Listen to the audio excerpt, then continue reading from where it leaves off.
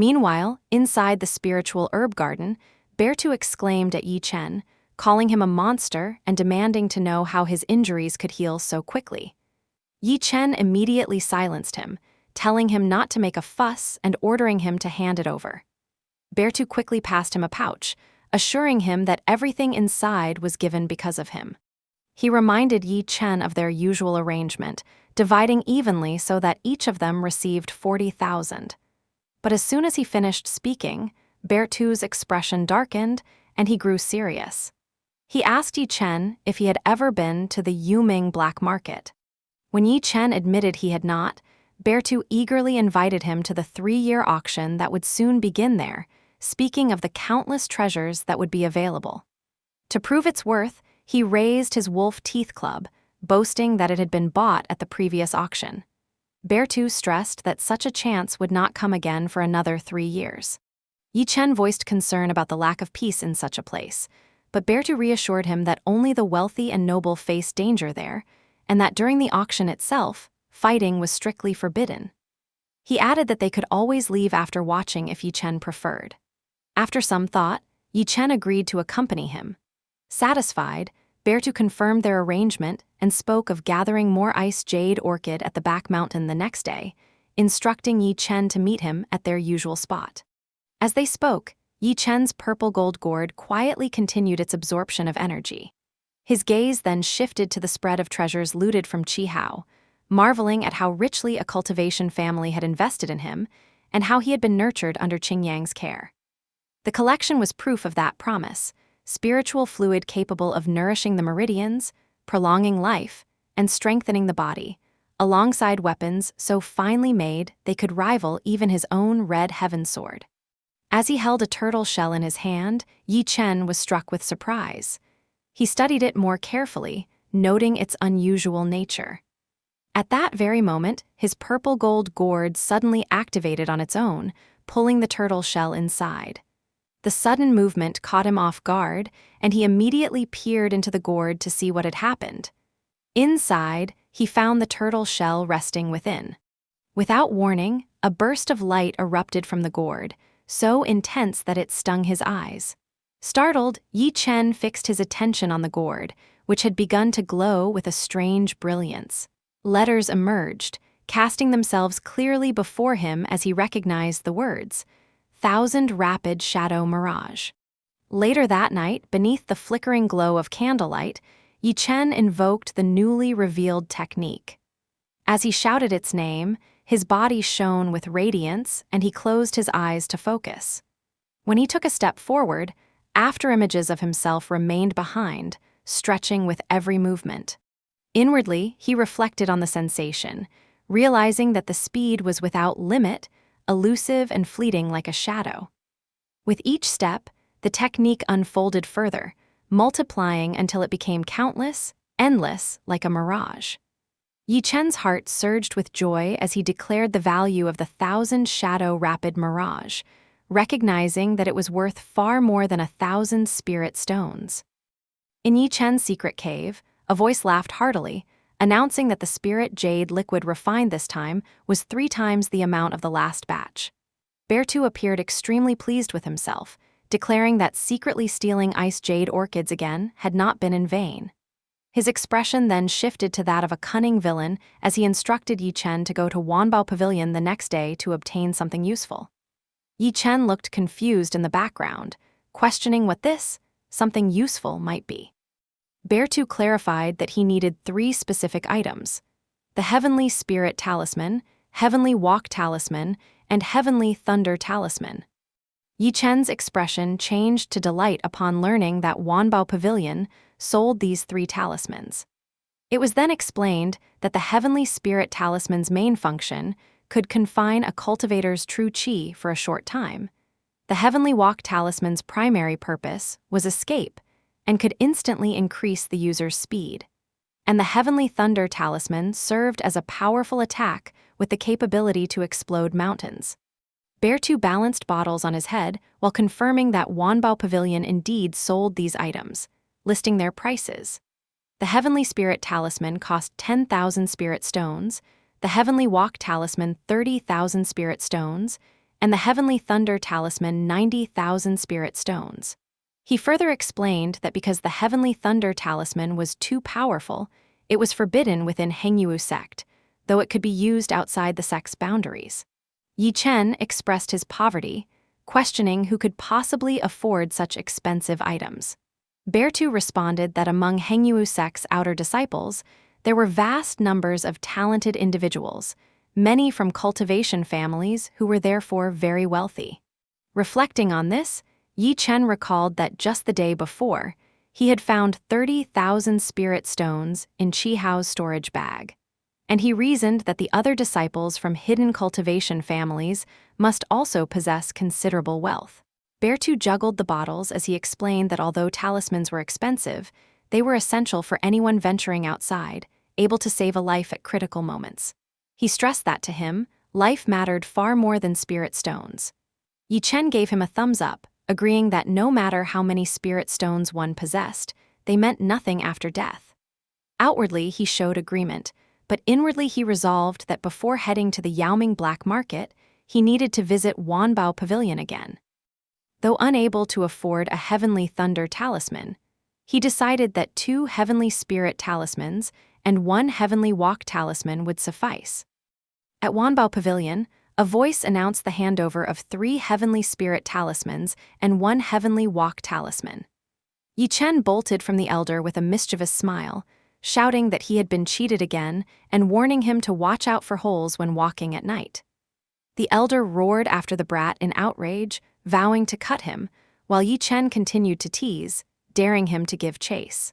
Later that night, on his way back to the spiritual herb garden, Yi Chen reflected that the older one was, the wiser one became. Despite all his bargaining, he still could not gain the upper hand against Pang Dahai, who clearly held his position at Wanbao Pavilion for good reason. Reaching the hut, the sound of Hua practicing with his new weapon reached his ears. Watching him train, Yi Chen thought that perhaps Hua was destined to wield a staff and resolved to find a staff martial technique for him. On the following day, Yi Chen noticed 3 disciples flying overhead and suggested renting a spirit bird to travel by air. Bertu rejected the idea, explaining that the strong occupied the skies and it was far safer to remain on the ground. Taking out 2 talismans, he drew Yi Chen's attention. Yi Chen's eyes glittered in recognition as he recognized them as 1,000 travel talismans, which, once activated, allowed the user to cover thousands of miles in a day. Bertu seemed impressed by Yi Chen's knowledge, then handed him one with instructions to stick it to his leg, pour true qi into it, and keep control of his direction, warning him not to crash into a mountain. Yi Chen accused him of exaggerating as he prepared to run.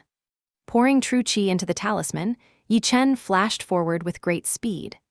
Bertu activated his own talisman and quickly caught up, while Yi Chen acknowledged how fast they were. As they raced across the mountains, Yi Chen reflected that although the 1,000 travel talismans were not as fast as his 1,000 shadow rapid mirage technique, they consumed far less true qi. Maintaining their pace, Bertu announced they would arrive in about an hour. At that moment, Yi Chen's expression grew serious as he remarked that he could smell blood. Bertu waved it off, telling him to relax and reminding him that he still had his homie's protection. Yet unease stirred in Yi Chen, and a sudden thought struck him that something was wrong. He shouted a warning and yanked Bertu backward, leaping away just as an explosion erupted beneath them. When the smoke cleared, a crater marked the spot where they had stood. Yi Chen cursed at the wickedness of the trap, while Bertu exclaimed in disbelief, questioning who would place a 1,000 knives trap in that location. Suddenly, a tall figure appeared behind Yi Chen and Bertu as they continued observing the crater.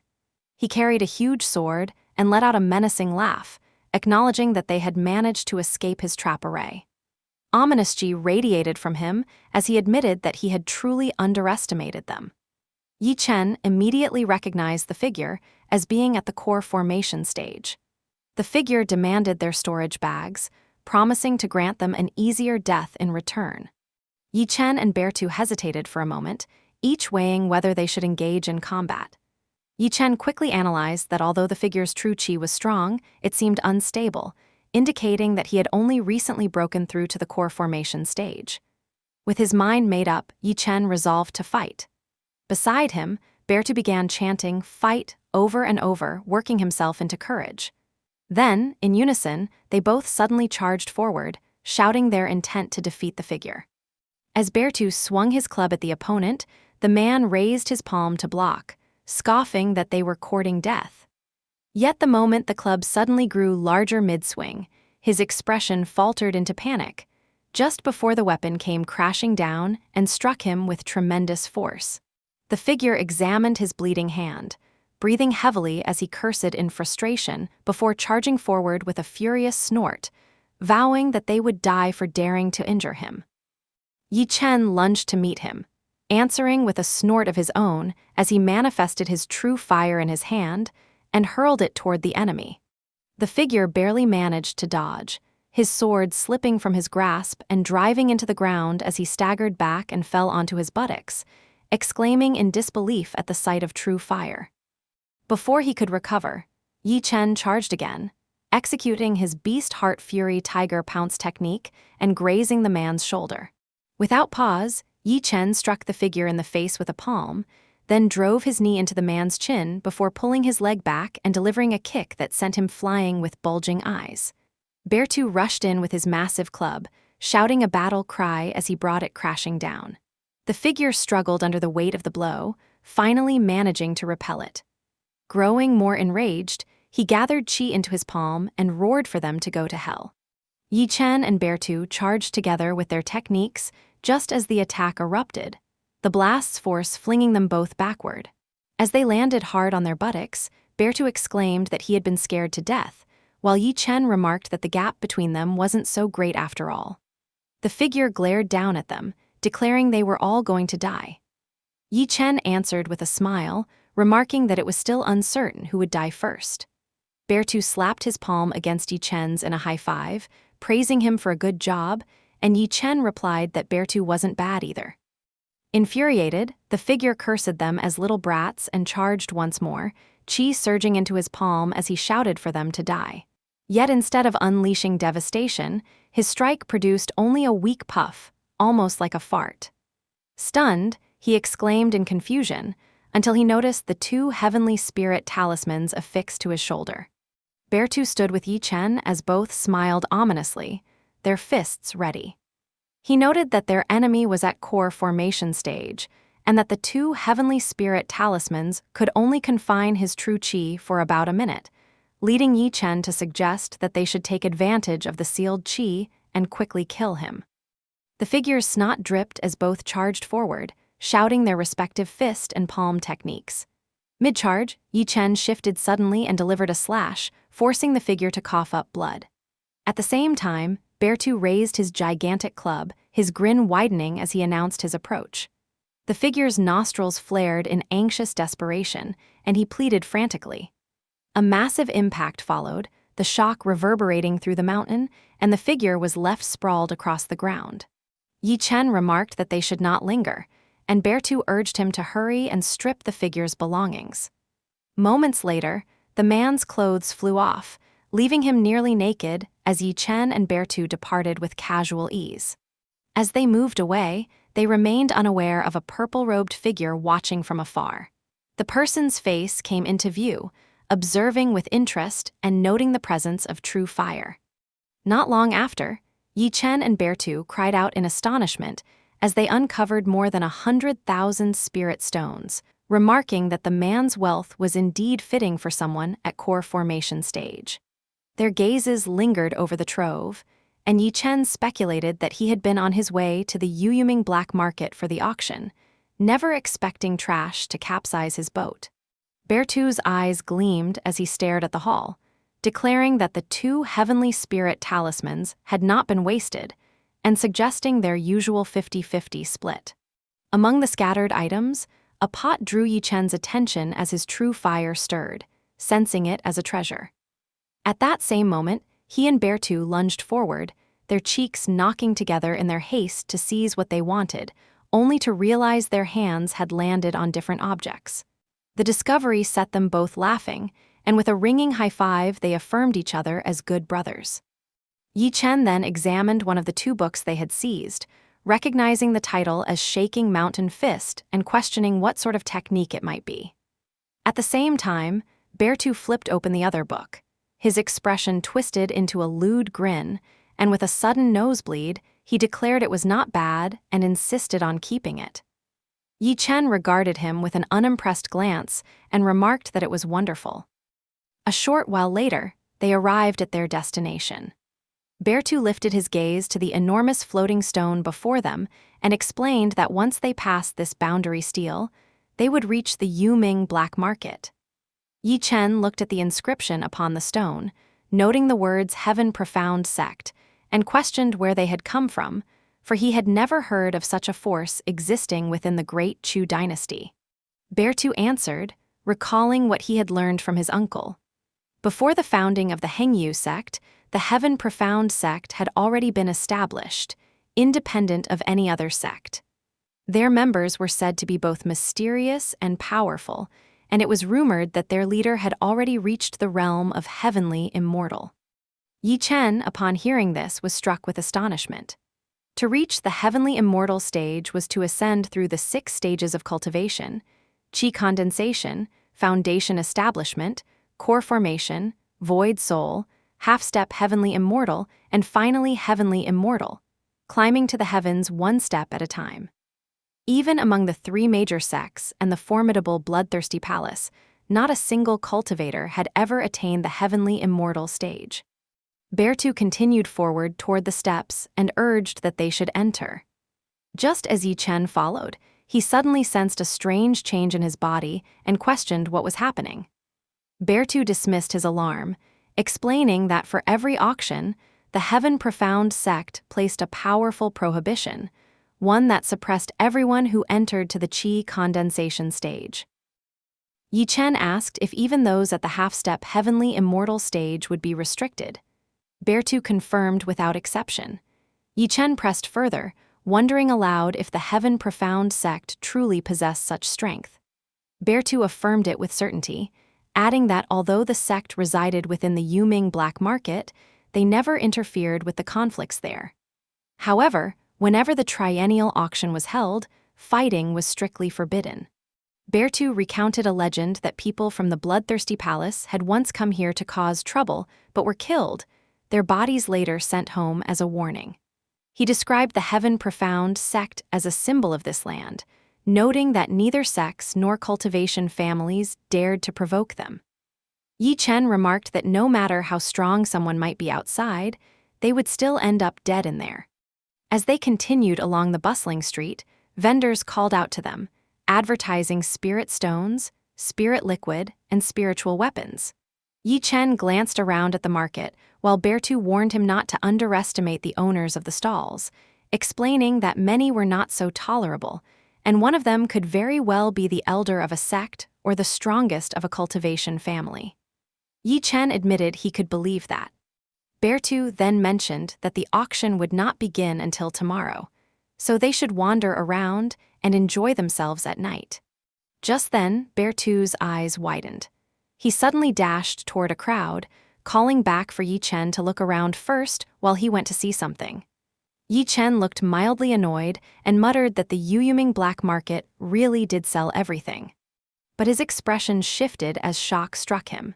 He had spotted his former lover Jai Ningxuang, accompanied by Hua Yun, the foremost of the great 9 direct disciples of Zhenyang sect. Hua Yun suggested to his junior sister, Jai, that they go elsewhere, but she gave no reply. Yi Chen stood watching her from a distance, his expression unreadable, realizing that she had come as well.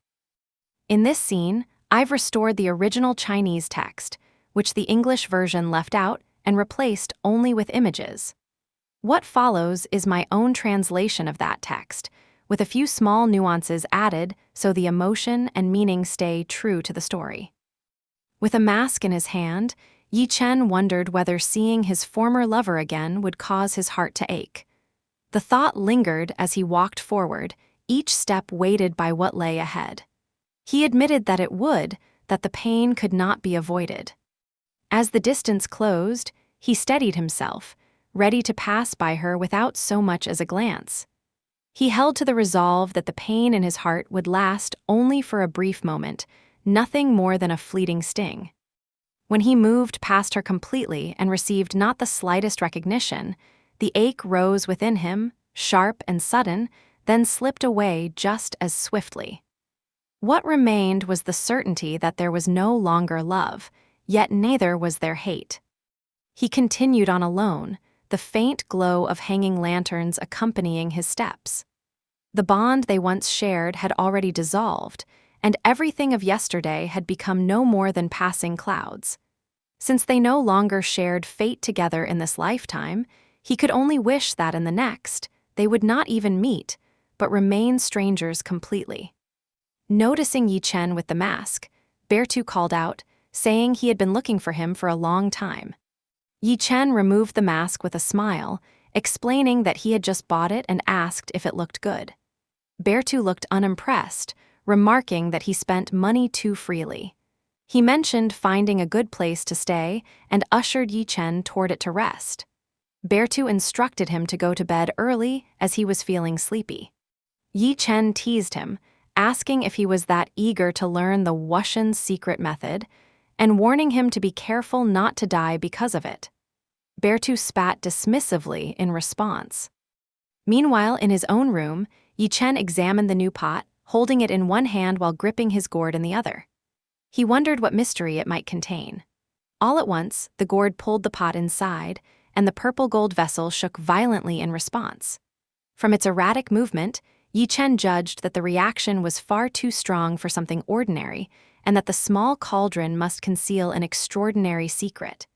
He voiced his question, uncertain of what was hidden within. Inside the purple-gold gourd, the pot hovered above the liquefied qi. Then, when a drop of blood fell into the liquid, the pot was suddenly expelled with a sudden puff. Yi Chen held the pot with a judgmental look, remarking that after the little gourd had refined it for so long, there seemed nothing special about it.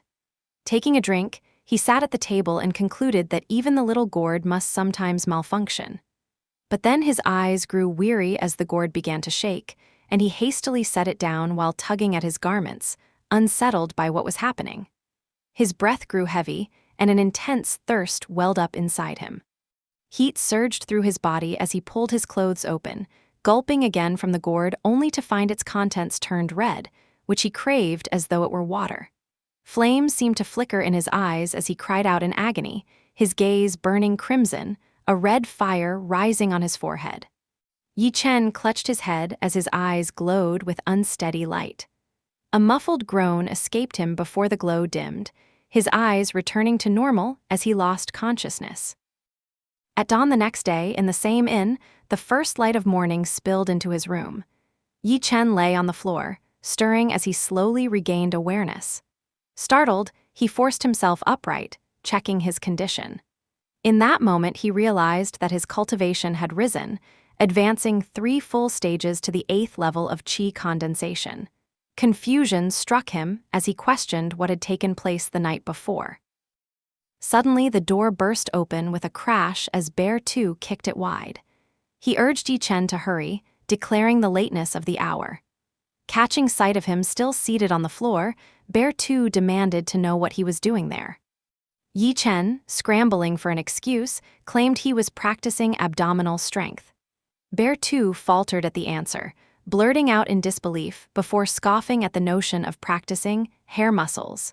Without waiting further, he pressed Yi Chen to set off at once, warning that if they delayed, there would be no room left at the auction. The scene shifted to the hidden dragon pavilion of the yumming black market, where the air buzzed with impatience. Voices rose in complaint about the delay, some questioning why the auction had not yet begun, while others speculated about the treasures the Heaven Profound Sect might reveal this time. Yi Chen remarked that the auctions held by the Heaven Profound Sect were indeed extraordinary, and Bertu readily agreed. Reaching into his crotch area to search for something, Bertu left Yi Chen staring wide-eyed in disbelief. To Yi Chen's shock, he produced 2 pills, explaining that they were face-transforming and voice-changing pills, urging Yi Chen to take one. He emphasized their ability to alter both voice and appearance, advising extra caution. Yi Chen coughed lightly and declined, insisting he would rather wear a mask. Bertu popped the pills into his own mouth, dismissing the refusal, and Yi Chen could not help but ask why his storage bag was kept there. Bertu, whose appearance had already shifted into that of a monk with a shining bald head, explained it was for safety.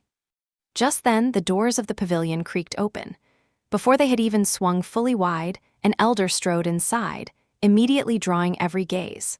Murmurs rippled through the crowd, wondering who this conceited and arrogant figure might be. As the rest of the guests began filing in, someone whispered an explanation that the old man hailed from Black Mountain and held absolute authority over the region.